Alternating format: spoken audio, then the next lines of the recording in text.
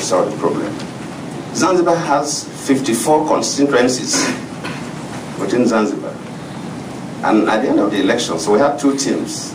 Because Zanzibar is made up of so many small islands, but there's only two islands that are occupied by people. We have two teams in these islands and other international observers.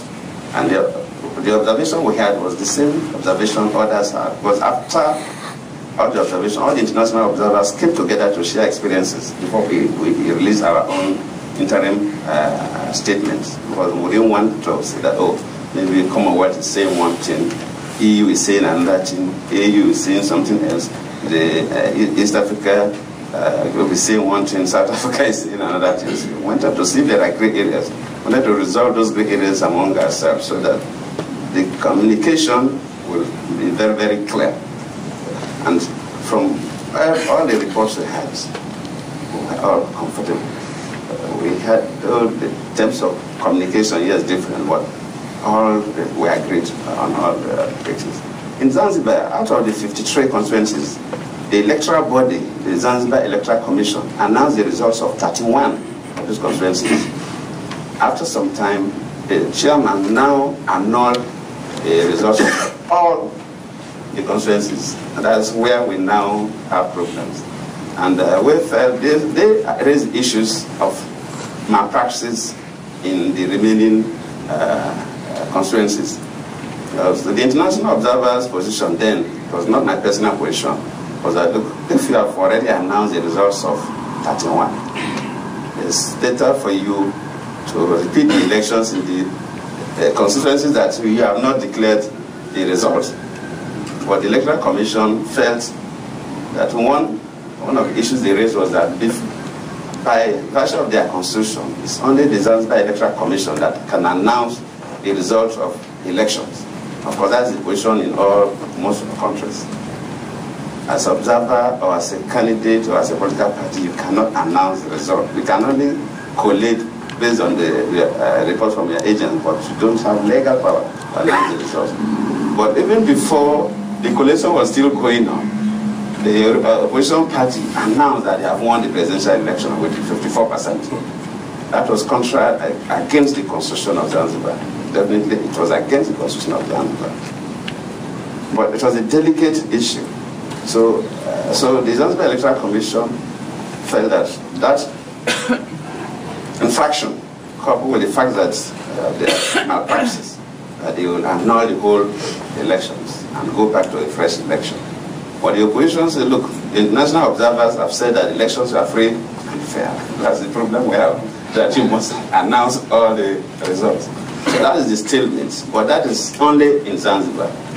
It does not affect the overall elections in the country. For those of you who know Tanzania very well, the ambassador is here, and my good friend Kasim is very conversant.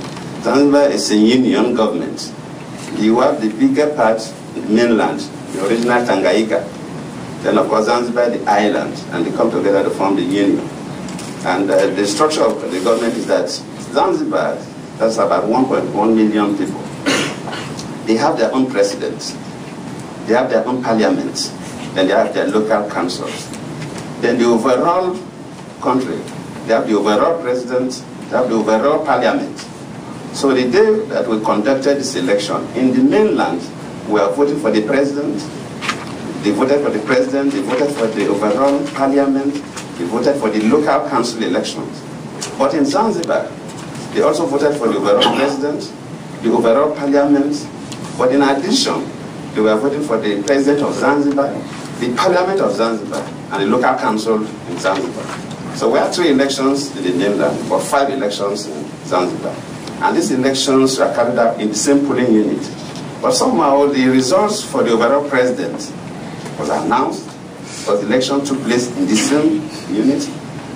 The result for the overall parliaments were announced, because they took place in the same unit. So it's only the elections that are related to Zanzibar alone that were annulled. So we are feeling that if you could accept these other ones, since the elections took place, the same people monitored, the same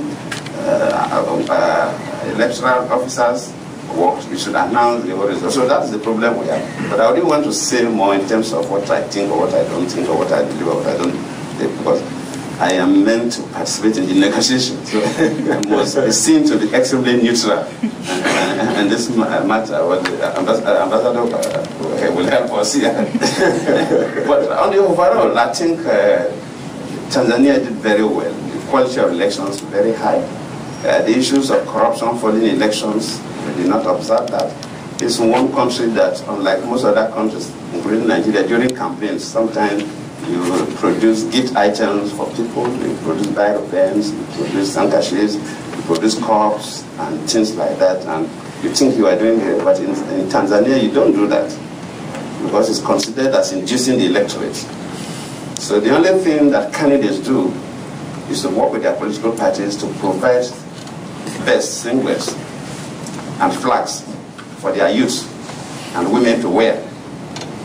That is the only thing. And provide vehicles to transport people to venues for campaigns and so on. You don't give anything. Most other countries